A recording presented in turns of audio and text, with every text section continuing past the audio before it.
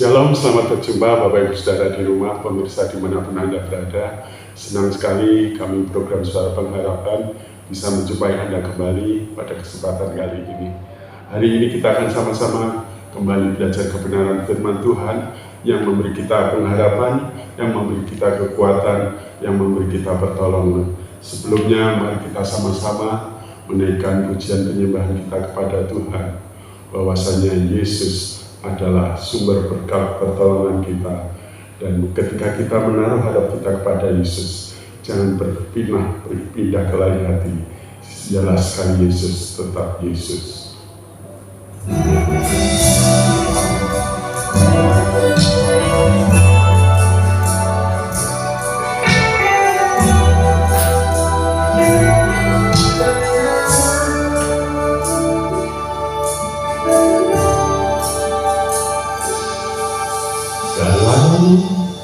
Segala keadaan, waktu berlimpah maupun kurang, tetap Yesus yang mempesona hatiku.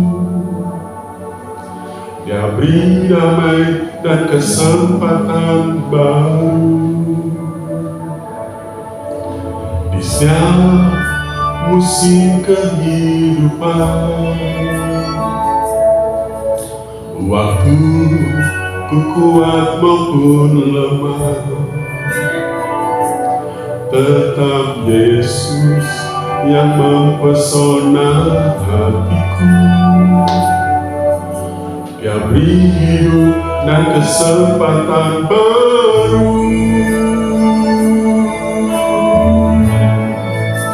Sekali Yesus, selamanya Yesus, harapanku tak akan hilang, karena kasih-Nya sekarang ku ada.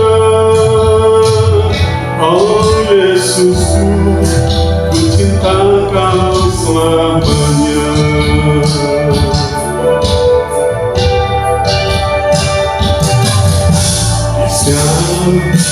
Musim kehidupan, waktu ku kuat maupun lemah,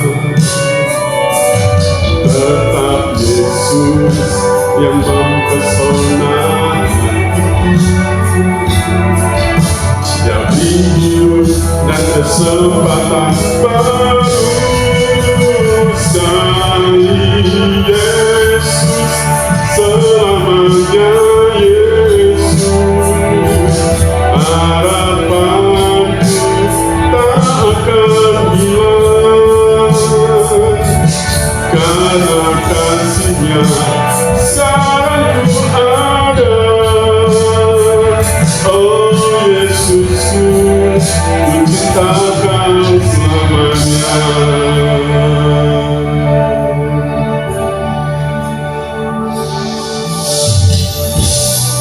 Kehidupan seringkali berputar. Kadang kita ada di atas, kadang kita ada di bawah. Terlepas dari semuanya itu, ketika kita menjadikan Yesus pusat pengharapan kita, sumber pertolongan Yesus, dan biarlah kita jangan pernah pindah ke lain hati. Biarlah sekali Yesus, tetap Yesus. Sekali Yesus, tetap Yesus.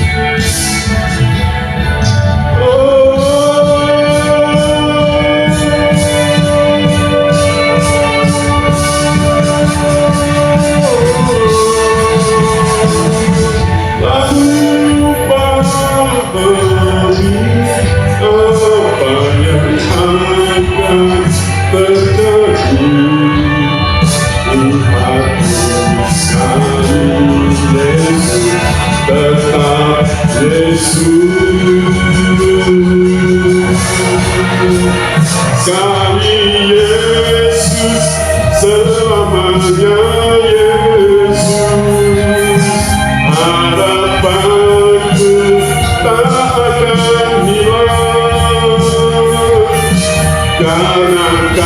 kasihnya sekarang ku ada.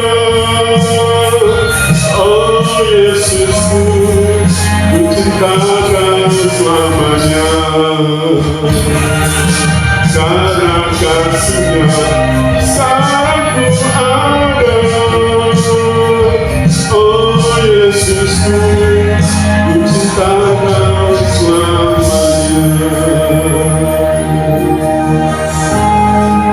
Mari kita sama-sama berdoa. Terima kasih Tuhan, kami boleh kembali datang kepadamu bersama para pemirsa dimanapun mereka berada. Kami mau belajar sama-sama menikmati kebenaran firman-Mu. Biarlah Tuhan boleh menolong kami, memberi pencerahan, memberi pemahaman, memberi pengertian, sehingga kami bisa memahami, bisa mengerti, sehingga iman kami senantiasa dikuatkan di dalam Tuhan. Kami senantiasa memiliki pengharapan di dalam Yesus, dan kami tahu ketika kami menjadikan Engkau sumber pengharapan kami, Engkau tidak pernah meninggalkan kami. Terpujilah nama Tuhan, di dalam nama Yesus kami berdoa. Amin. Baik Bapak Ibu Saudara pemirsa dimanapun Anda berada, kembali kita akan belajar kebenaran firman Tuhan. Hari ini dengan sebuah judul Bangkit dari Keterpurukan. Ya. Saudaraku, dalam kehidupan ini seperti siklus, ya, kita maunya sih selalu keadaan selalu baik, maunya selalu enak. Tetapi tidak dipungkiri kadang Tuhan izinkan kita mengalami hal-hal yang mungkin tidak kita inginkan, tetapi harus kita hadapi. Termasuk ketika kita mengalami kegagalan, termasuk kita mengalami kejatuhan, termasuk ketika kita mengalami apa yang kita inginkan tidak terjadi. Mau nggak mau kita harus siap menghadapi. Firman Tuhan malam hari ini dengan judul Bangkit dari Keterpurukan. Baik, sebelum kita membahas lebih jauh, mari kita membaca Alkitab kita yang terdapat dalam 2 Raja-Raja pasal 4 ayat 1-7. Di sini mengatakan, salah seorang dari istri-istri para nabi mengadukan halnya kepada Elisa sambil berseru, "Hambamu suamiku sudah mati, dan engkau ini tahu bahwa hambamu itu takut akan Tuhan.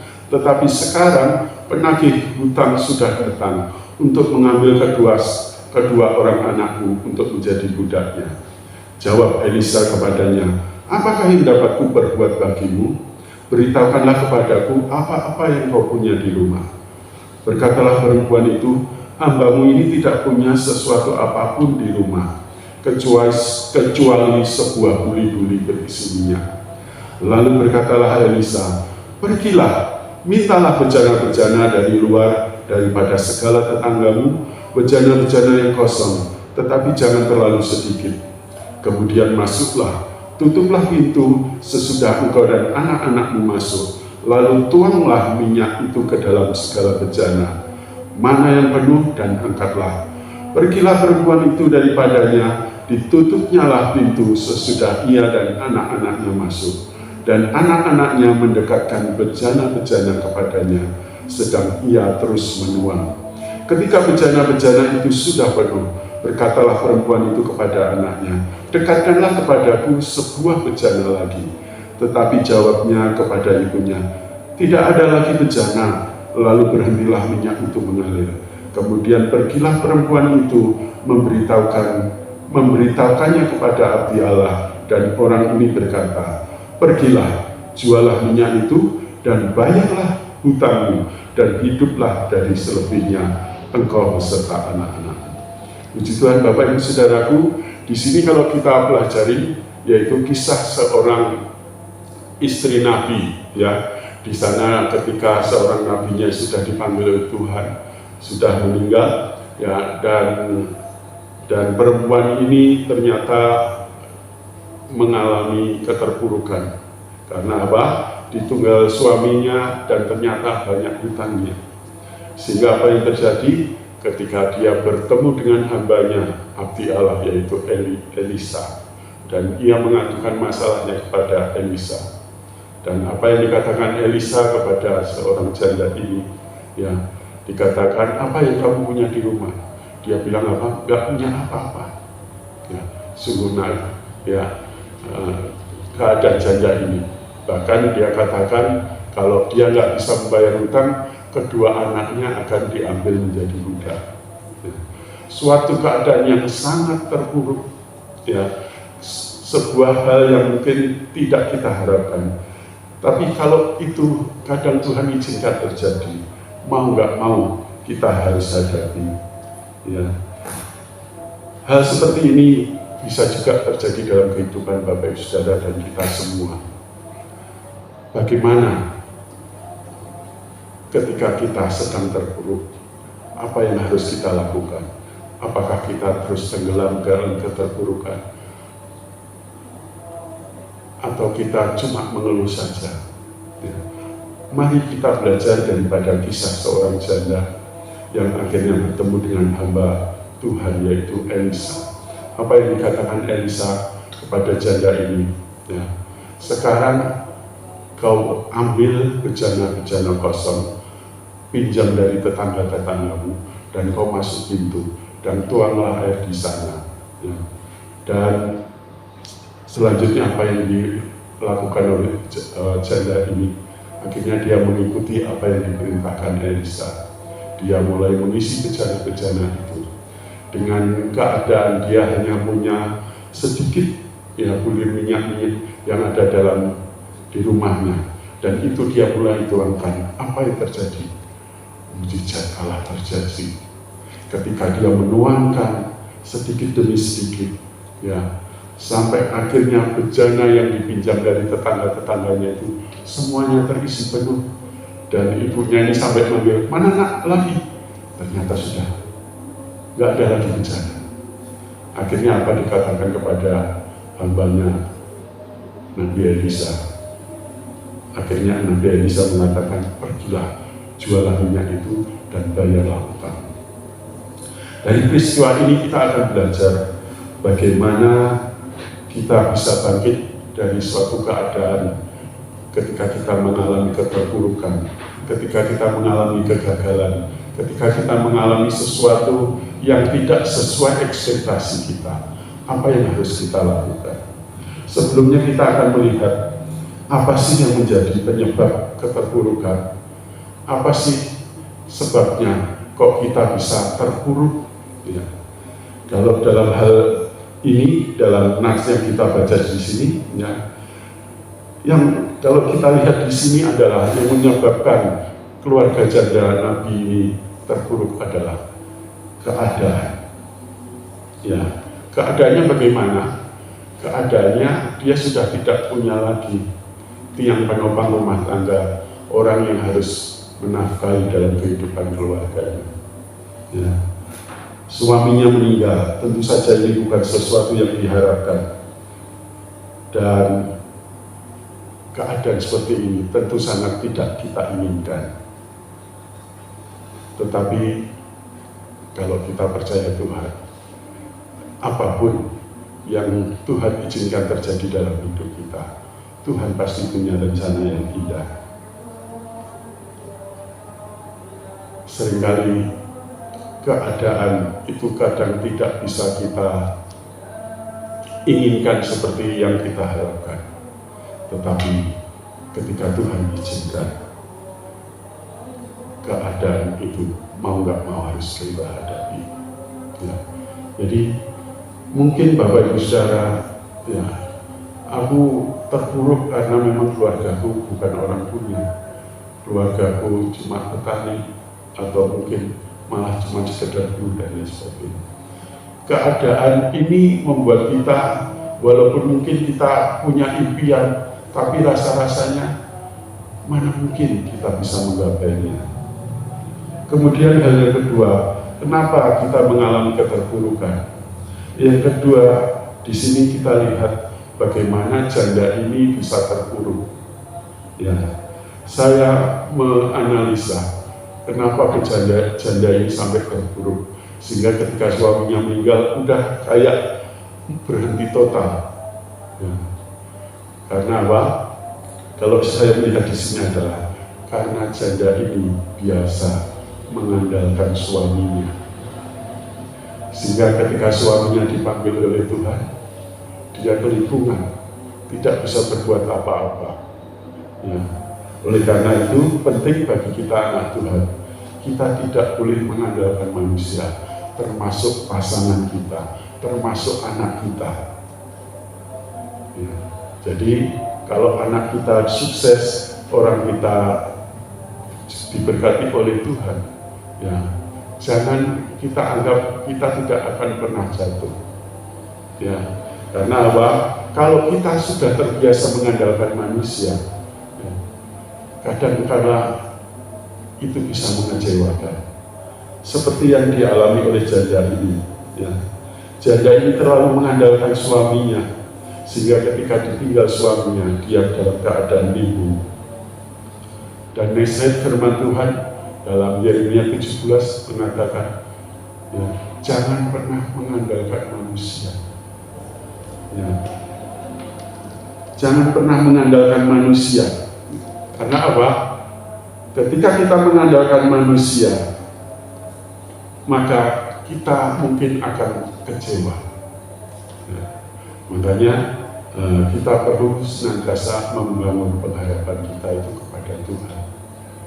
Ya. Walaupun mungkin kau punya saudara kaya, walaupun kau punya pekerjaan bagus, walaupun kau punya relasi yang bisa diandalkan, tapi jangan pernah sekali-kali mengandalkan manusia.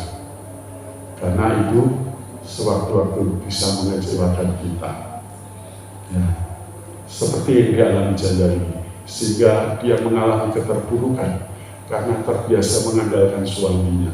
Kemudian yang ketiga, kenapa janda ini mengalami keterpurukan? Ya, ternyata kalau kita lihat apa yang terjadi dalam kehidupan janda ini, dia memiliki pola pikir dan kebiasaan yang salah. Apa itu kebiasaan yang salah? Kalau kita lihat di sini, janda ini ternyata memiliki banyak hutang. Artinya apa? Janda ini tidak berpikir bagaimana supaya menciptakan sesuatu yang produktif, yang bisa menghasilkan. Tetapi untuk menghidupi kehidupannya, dia ternyata harus hutang. Dan namanya hutang itu kan harus dibayar. Sehingga apa yang terjadi? Karena janda ini terbiasa membiasakan diri hidup dengan hutang, akhirnya dia terlilit dengan hutang, alias gali lubang tutup lubang. Makanya itu pelajaran penting bagi kita adalah kebiasaan berhutang bukanlah kebiasaan yang baik. Ya, kenapa? Ya, saya sendiri memiliki pengalaman ketika kita memiliki teman yang biasanya punya hubungan yang bagus. Ketika ada kesusahan dia pinjam hutang, kita kasih. Ya, ketika dia nggak bisa balikin, hubungan kita jadi rusak. Yang semula bisa tegur sapa, cerita begitu enaknya, karena ada hutang, dia ada rasa malu ketemu kita. Ya, jadi kebiasaan berhutang merusak hubungan. Kemudian kebiasaan berhutang juga adalah merupakan kebiasaan yang menunjukkan orang yang tidak diberkati oleh Tuhan. Karena apa? Kalau kita diberkati, apapun berkat Tuhan, sedikit apapun berkat Tuhan, ya kita bisa mengucap syukur. Kita tidak akan terlilit dengan hutang. Kebiasaan berhutang juga yang jelas akan mendatangkan kemiskinan. Ini yang dia alami oleh janda. Karena hutang terus-menerus, tetapi dia tidak berpikir bagaimana menghasilkan sesuatu yang produktif untuk bisa membayar hutang. Akhirnya kebiasaan hutang mendatangkan kemiskinan. Makanya dia sempat ketika Elisa nanya, apa yang ada di rumahmu? Aku nggak punya apa-apa selain sedikit bulir minyak di rumahmu.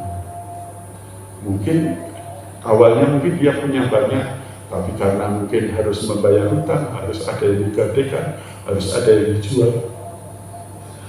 Jadi kebiasaan berhutang adalah seperti pepatah mengatakan, ya, bersenang-senang dahulu, sengsara kemudian. Artinya apa?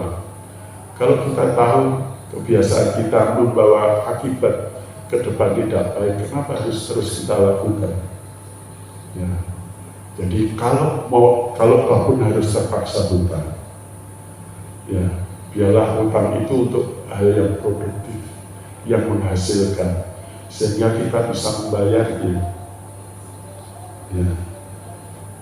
Karena apa? Kalau kita cuma berhutang, kita tidak pernah berpikir bagaimana cara membayarnya atau bagaimana. Tapi kalau kita hutang untuk suatu usaha sehingga kita bisa produksi dan kemudian bisa menghasilkan, nah itu akan bisa menutup hutang kita. Makanya pola pikir kebiasaan berhutang adalah pola pikir orang yang tidak diberkati Tuhan. Ya, inilah penyebab kenapa janda ini mengalami keterpurukan. Jadi karena keadaan, karena kebiasaan mengandalkan manusia, karena pola pikir dan kebiasaan yang salah, yaitu dengan berhutang. Kemudian bagaimana dong caranya supaya kita bisa bangkit dari keterpurukan? Ya, kalau kita lihat ketika janda ini bertemu dengan Nabi Elisa, apa yang terjadi? Dia langsung mengadukan masalahnya kepada Nabi Elisa. Artinya apa? Ketika saudara mengalami keterpurukan, ketika saudara mengalami kegagalan, ketika saudara mengalami keterpurukan, pastikan engkau jangan pernah jauh daripada Tuhan. Datang pada alamat yang tepat, yaitu datang kepada Yesus.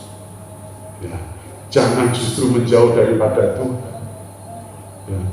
Apa yang saudara harapkan ketika saudara semakin jauh, berarti jauh juga Anda dengan sumber berkat. Elisa adalah gambaran hamba Tuhan. Artinya apa? Ketika kita memiliki pergumulan, masalah, mari datang pada alamat yang tepat, yaitu datang kepada Tuhan, menghampiri Tuhan, menangis, mengadu di hadapan Tuhan, karena Tuhan Maha melihat, karena Tuhan Maha berdengar, karena Tuhan itu peduli. Kemudian yang kedua, kita harus mengubah pola pikir dan kebiasaan kita yang salah. Kalau kita tahu, anggaplah seperti janda tadi, dia membiasakan diri dengan berhutang, dengan cara-cara instan, ya. Tetapi akhirnya dia terlilit dengan hutang. Artinya apa? Mari kita miliki pola pikir yang benar, kebiasaan yang benar. Jangan kita membiasakan kebiasaan yang justru mendatangkan masalah. Artinya apa? Jangan tergiur dengan hal-hal instan. Ya, hal yang kelihatannya gampang didapat, tetapi ketika kita mengembalikannya susah. Nah, itu akan bahaya bagi kita. Ya. Dan kemudian kita melihat apa yang dialami janda. Kita nggak usah pusing dengan apa yang tidak ada. Ya. Tetapi marilah kita belajar bersyukur dengan apa yang ada. Nabi Elisa sempat tanya kepada janda, apa yang kamu punya? Aku nggak punya apa-apa lagi di rumah, cuma ada sebutir minyak. Ya. Cuma ada sedikit minyak. Ya. Artinya apa? Kebiasaan pola pikir yang salah membawa dia dalam penderitaan, membawa dia dalam keterpurukan. Oleh karena itu kita harus mengubah pola pikir dan kebiasaan salah. Biasakan kita untuk tetap bisa mencukupkan dengan apa yang ada. Mencukupkan dengan apa yang ada. Artinya apa? Anggaplah adanya cuma itu, bagaimana kita bisa menikmati itu, mengucap syukur dengan apa yang ada itu. Itu jauh akan memberikan berkat kepada kita. Ya. Kadang-kala kita, kenapa kita terpuruk? Kita itu, apalagi di Indonesia ini, kebanyakan orang itu memiliki kebiasaan gampang, istilahnya gampang terpancing. Ya. Kalau tetangga punya mobil, kita juga ingin ikut punya mobil. Nggak melihat situasi, kondisi, keadaan. Keadaan masing-masing orang berbeda-beda. Mari belajar bersyukur dengan apa yang ada. kemudian ciptakan peluang untuk kita bisa menghasilkan sesuatu yang produktif. Ya. Sekarang ini untuk menghasilkan uang itu tidak harus dengan buka toko, dengan apalagi ada media sosial yang sekarang dasar luar biasa. Bahkan saya lihat artis-artis itu cuma modal HP doang, ya. Dia jualan apapun itu ada yang beli. Ya. Artinya apa? Kalau kita mau kreatif, mau berinovasi, selalu ada peluang, selalu ada berkat. Ya. Artinya kita nggak males, artinya kita nggak mau berpangku tangan. Ya. Ubah pola pikir kebiasaan salah dengan kebiasaan yang benar. Ya. Jangan gampang tergiur dengan hal-hal bebas. Ya. Belajar bersyukur dengan apa yang ada dan terus berinovasi untuk menciptakan peluang. Ya. Karena apa? Kadang ketika kita mau berpikir sedikit kreatif, kadang melalui hal-hal yang enggak kita pikirkan, ternyata bisa menghasilkan. Itulah cara Tuhan memelihara kita. Kemudian yang ketiga, bagaimana kita bisa bangkit dari segala keterpurukan. Jangan pernah ada keraguan di dalam hidupmu. Artinya apa? Kita harus menutup segala celah-celah kebimbangan. Seringkali kita muncul pikiran kreatif, kita punya ide-ide yang kayaknya bagus untuk diterapkan, tetapi yang seringkali membuat kita nggak berhasil apa? Kita belum mencoba, sudah rasanya udah kalah duluan. Mau nggak ada modal, mau berusaha dikasih modal nggak punya tempat. Ya. Artinya apa? Kalau kita berpikir seperti itu, kita nggak akan pernah maju. Bagaimana dengan apa yang ada kita upayakan semaksimal mungkin. Ya. Kalau kita selalu hidup dalam kebimbangan dan keraguan, ya, Alkitab mengatakan apa? Orang yang bimbang dan ragu itu seperti orang yang berdiri di atas dua perahu. Hidupnya tidak akan tenang. Ya. Artinya apa? Kalau kita ada ide, jangan kalah berseru-seruan. Coba saja. Ya. Gagal Pak, saya sudah nyoba sekali. Jangan pernah berhenti mencoba. Karena orang-orang yang sukses itu juga bukan mereka langsung sukses. Mereka pasti mengalami saat-saat di lembah kekelaman, saat-saat di dalam keterpurukan dan kegagalan. Tetapi masalahnya adalah mereka selalu bangkit walaupun mereka gagal, walaupun mereka jatuh. Mereka tidak pernah menyerah, mereka terus mencoba dan mereka terus bangkit. Untuk kita bisa bangkit dari keterpurukan, itu harus komitmen. Ya, artinya apa? Jangan pernah ragu-ragu. Kita harus terus bangkit. Kalau ataupun gagal sekali, bukan berarti kita harus berhenti mencoba. Kemudian yang tidak kalah pentingnya adalah kita harus memiliki iman. Ya, karena apa? Berkat itu datangnya dari Tuhan. Ya. Kalau Tuhan memberkati usaha kita, maka kita akan berhasil. Artinya apa? Yang membuat hidup kita diberkati itu bukan semata-mata usaha kerja keras kita, tetapi karena Tuhan memberkati. Ya, artinya apa? Kita harus belajar bertindak dengan iman. Kalau janda tadi, anggaplah ketika Elisa ngomong, sekarang pinjamlah bejana-bejana, kumpulkan bejana-bejana kosong, masuklah dan tutuplah pintu. Mungkin kalau janda ini berpikir, aku ini disuruh apa? Bejana diisi air, memang air bisa untuk apa? Kalau dia nggak ada tindakan iman, apalagi hidupnya dipenuhi keraguan, dia tidak pernah akan mengalami namanya itu mujizat. Dia tidak akan pernah mengalami apa itu karya Tuhan di dalam hidupnya. Tapi kita lihat bagaimana apa yang dikatakan oleh hambanya Nabi Elisa. Ya. Pinjamlah bejana, kumpulkan bejana-bejana kosong, dan masuklah, tutuplah pintu, dan isilah air. Ketika dia melakukan apa yang Tuhan katakan, ketika dia melakukan yang hamba Tuhan suruhkan, dia tidak memberi celah terhadap keraguan. Ya. Akhirnya Allah, di sana mujizat terjadi, di sana kuasa Tuhan terjadi, di sana pertolongan Allah dinyatakan. Jadi kalau Tuhan mengatakan, marilah kita belajar taat. Dan puji Tuhan, janda ini dia mengikuti apa yang dikatakan hamba Tuhan oleh Nabi Elisa. Dia lakukan, dan akhirnya dia menikmati mujizat Tuhan. Sungguh luar biasa. Seringkali kita ketika kita tahu kebenaran firman Tuhan, tapi kita tidak melakukan, nggak ada gunanya itu kalau cuma tahu.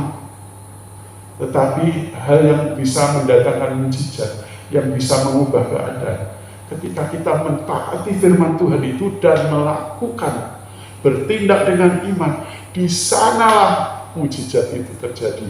Di sanalah sumber pertolongan Allah terjadi. Di sanalah kuasa Tuhan dinyatakan. Dan yang terakhir, selanjutnya untuk anggota dalam keterbukaan adalah tunaikan tanggung jawabmu sebagai seorang yang diberkati. Saudaraku, kalau mujizat Tuhan sudah nyatakan, ya, sebagaimana janda tadi di ayat 7 tadi dikatakan, ya, apa yang dikatakan Elisa kepada janda itu, pergilah jualah itu, bayarlah hutangmu, dan hiduplah dari selebihnya engkau dan anak-anak. Artinya apa? Kalau Tuhan sudah menyatakan mujizatnya, kita jangan lagi memiliki pikiran-pikiran orang yang belum diberkati, pikiran-pikiran negatif yang membuat kita ini jadi mundur lagi. Bayar hutangmu, selesaikan masalahmu, muliakan Tuhan dengan berkat yang kau miliki. Itu artinya menunaikan tanggung jawab sebagai orang yang diberkati. Seringkali kita cuma bingung bagaimana membayar hutangnya, menyelesaikan masalahnya, tetapi kita lupa untuk kembali memuliakan Tuhan dengan berkat yang Tuhan berikan kepada kita. Kalau Tuhan sudah nyatakan pertolongannya dalam hidupmu, jangan lupakan kebaikan Tuhan. Muliakan Tuhan dengan hartamu, muliakan Tuhan dengan apa yang kau miliki, muliakan Tuhan dengan berkat yang Tuhan berikan kepadamu. Inilah kebenaran firman Tuhan yang kita belajar kali ini. Ya, untuk bangkit dari keterpurukan, ya, kita harus datang ke alamat yang tepat, yaitu datang kepada Tuhan. Kemudian yang kedua, memiliki pola pikir dan kebiasaan yang benar. Kalau ada kebiasaan yang salah, buang itu, ganti itu dengan kebiasaan yang benar, dengan pola pikir yang benar. Kemudian jangan pernah beri celah untuk kebimbangan dan keraguan merajai hatimu. Dan yang keempat, mari belajar bertindak dengan iman. Dan yang terakhir, tunaikan tugas tanggung jawabmu. Kalau engkau sudah diberkati Tuhan, selesaikan masalahmu, dan jangan lupa untuk kembali memuliakan Tuhan dengan berkat yang Tuhan berikan kepada kita. Mari kita sama-sama berdoa.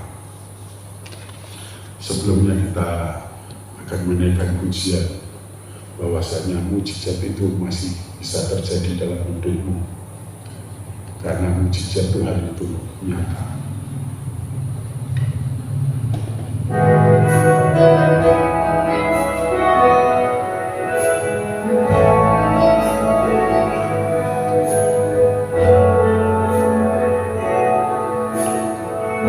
Kalau saudara tahu lagi, mari kita sama-sama menyanyi. Terbatas kuasa Tuhan,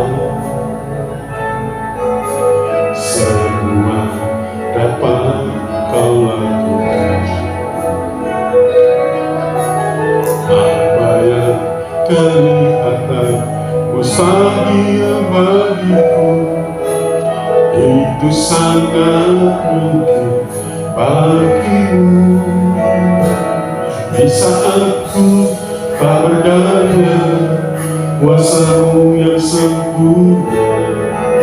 Ketika ku percaya mujizat itu nyata, bukan karena kekuatan, namun Roh-Mu yang Tuhan. Ketika ku berdoa, mujizat itu nyata.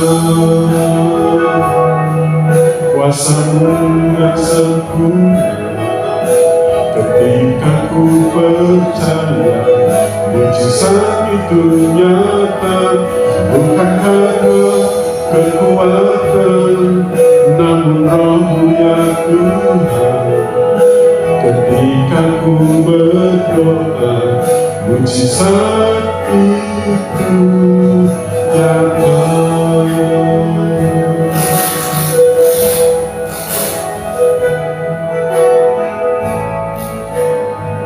Mari kita datang kepada Tuhan. Tak terbatas kuasa Tuhan, semua dapat Kau lakukan. Apa yang kelihatan mustahil bagiku, itu sangat mungkin bagi-Mu. Di saat ku tak berdaya, kuasa-Mu yang sempurna. Ketika ku percaya mujizat itu nyata, bukan karena kekuatan, namun Roh-Mu yang Tuhan. Ketika ku berdoa, mujizat itu nyata. Di saat ku tak berdaya, kuasa-Mu yang sempurna. Ketika ku percaya mujizat itu nyata, bukan karena kekuatan, namun Roh-Mu ya Tuhan. Ketika ku berdoa, mujizat itu nyata. Ketika ku berdoa, mujizat itu nyata. Mari kita sama-sama datang kepada Tuhan. Bapa di surga, kami bersyukur kalau kami malam hari ini boleh belajar kebenaran firman-Mu. Betapa kami seringkali mengalami kegagalan, betapa hidup kami seringkali mengalami keterpurukan. Walaupun kami sudah merancangkan sesuatu yang spesial, yang istimewa, yang luar biasa, namun kenyataan seringkali kami masih mengalami kejatuhan, kami masih mengalami kegagalan. Tuhan, jangan biarkan kami terpuruk dengan keadaan yang kami alami. Bangkitkan iman kami, bangkitkan Roh-Mu di dalam kami. Kami berdoa buat setiap pemirsa dimanapun berada, mereka yang mengalami keterpurukan, mereka yang mengalami kegagalan, mereka yang mengalami masalah belum bertemu solusi dan jalan keluar. Bawa mereka untuk bisa mengenal Engkau, bawa mereka untuk bisa memiliki iman kepadamu.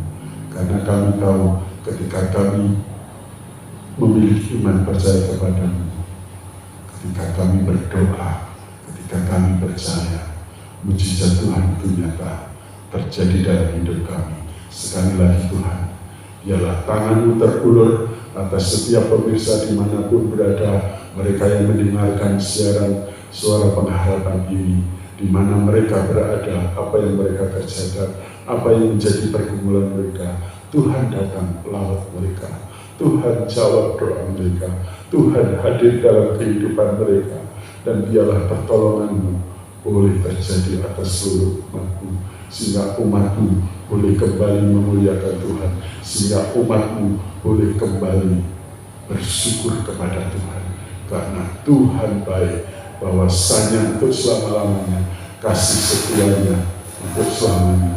Terpujilah nama Tuhan, di dalam nama Yesus kami berdoa dan bersyukur. Haleluya. Amin. Terima kasih. Demikian program Suara Pengharapan hari ini. Kami senang bisa menjumpai Anda, dan kalau Bapak Ibu ada pokok-pokok doa pergumulan yang ingin disampaikan, Bapak Ibu boleh menghubungi kami di nomor ini, dan kami dengan senang hati akan melayani dan mendoakan Bapak Ibu saudara semua. Terima kasih. Shalom. Sampai jumpa. Tuhan memberkati.